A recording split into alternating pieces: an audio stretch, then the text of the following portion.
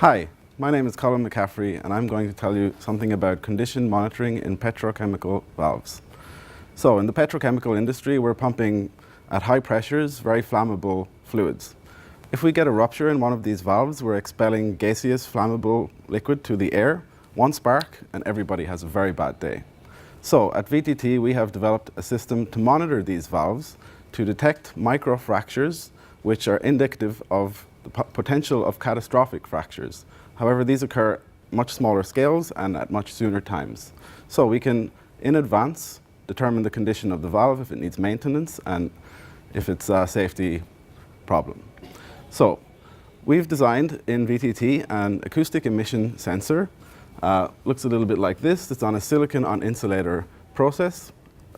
Basically, this is just a capacitor where one of the planes is free to move. We've done a study of the acoustic, the turbulence, which is created by microfractures.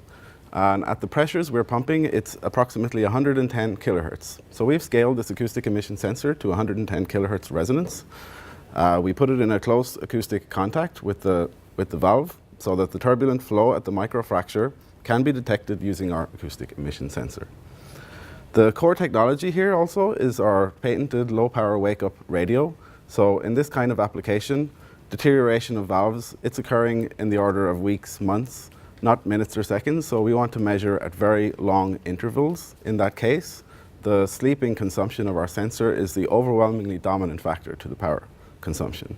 So we have developed a low-power wake-up radio technology, which is based only on a diode envelope detector and a low-power wake-up IC. So this consumes 6.8 microamps in a listening mode. So to integrate our system to the valves, we have taken our sensor, our acoustic emission sensor. We have glued it on the inside of a very standard bolt fixture. We've designed our readout circuit, our wake-up radio, and in this case a battery supply, which all goes inside the bolt fixture and in the end looks like this. So this is very easily integrated into our valve junctions, as you can see in this small picture here. And of course, we need also a readout circuit. So in the end application, we have integrated a very miniaturized base station to our valve device. However, here at a live demo, we of course don't bring large valves all the way. So we have also a simple USB base station device.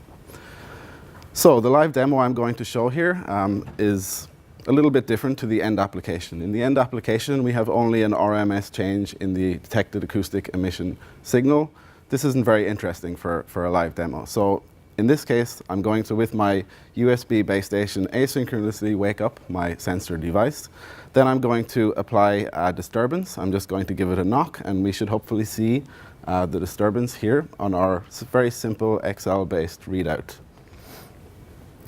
So let me go right ahead. I'll just explain what's going to happen here. So the first thing that will happen is the base station will wake up the sensor node. The sensor will acknowledge, we'll see one little blink from the LED, acknowledge that it's awake and it's ready to measure. So after some initiation, a measurement cycle will begin, and to tell me, the diode will illuminate, and I can introduce a disturbance at this time. So then, through the active radio, the measured acoustic signal will be sent to our base station and displayed here on our Excel.